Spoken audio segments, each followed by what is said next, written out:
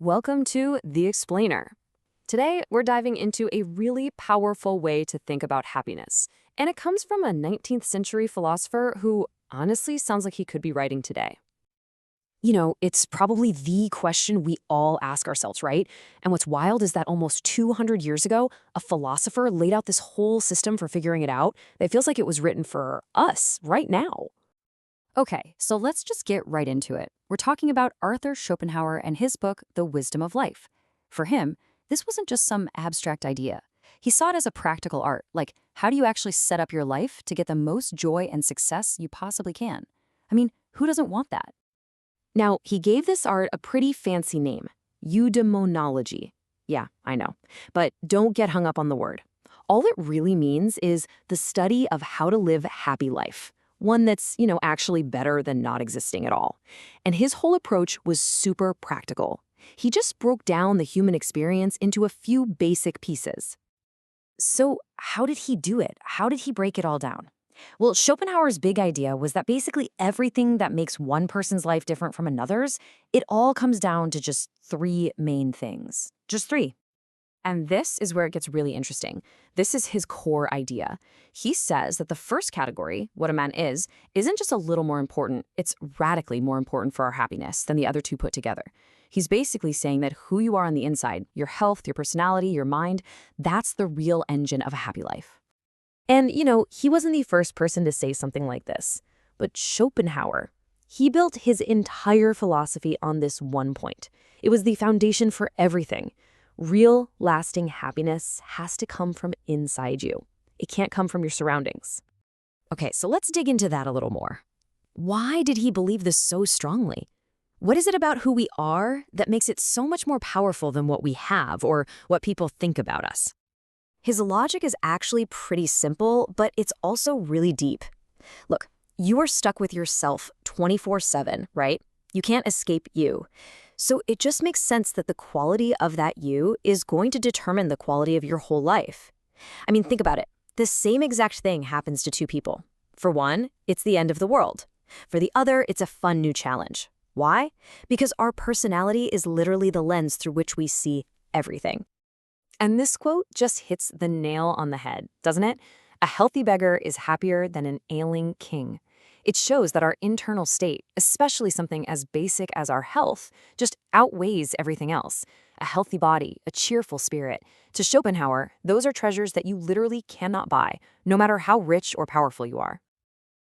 But here's the thing about Schopenhauer. He was famously a bit of a pessimist. So for him, life wasn't just this happy-go-lucky search for pleasure. No, he saw life as this constant pendulum, swinging back and forth between two big problems, two kinds of suffering. So on one side, you've got pain, the struggle, the need, the constant fight just to get by. But let's say you're lucky enough to escape all that. Well, you don't just land in paradise. You run smack into the other enemy, boredom. He literally called this the curse of the rich, that deep, empty feeling you get when you have all the things you thought would make you happy, and you still feel nothing. So what's the way out? How do you escape this pendulum?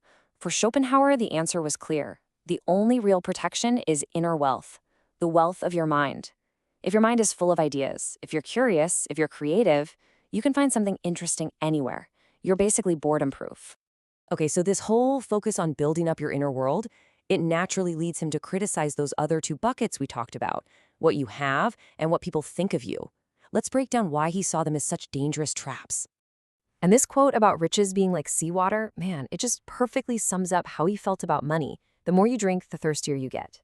He saw the chase for wealth as this endless hamster wheel. You get more, so you want more. That first buzz of excitement wears off, and then you're just left worrying about losing it all. So this really spells it out, right? It's a huge contrast. On one hand, you have your inner wealth, who you are. That's stable. It's yours forever. It's self-sufficient. On the other hand, you have all this external stuff, what you have, what people think. And all of that is shaky.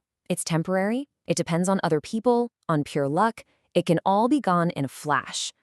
And he was especially tough on our obsession with what other people think. He called it a universal mania. I mean, think about it. Why on earth would you place your happiness in the hands of other people?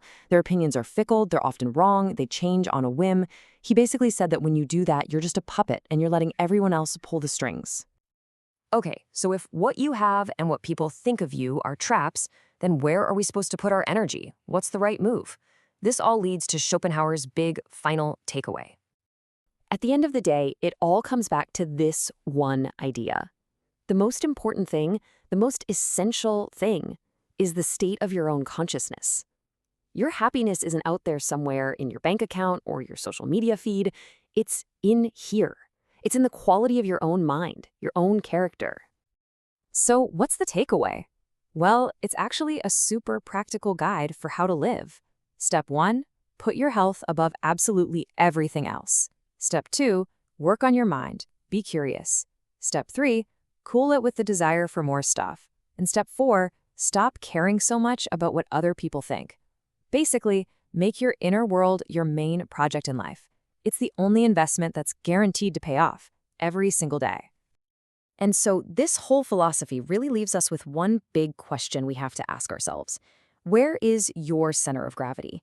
Is your happiness built on the solid ground of who you are? Or is it built on the shifting, unstable sand of what you have and what other people think of you? Because where you choose to place that center of gravity, well, that makes all the difference.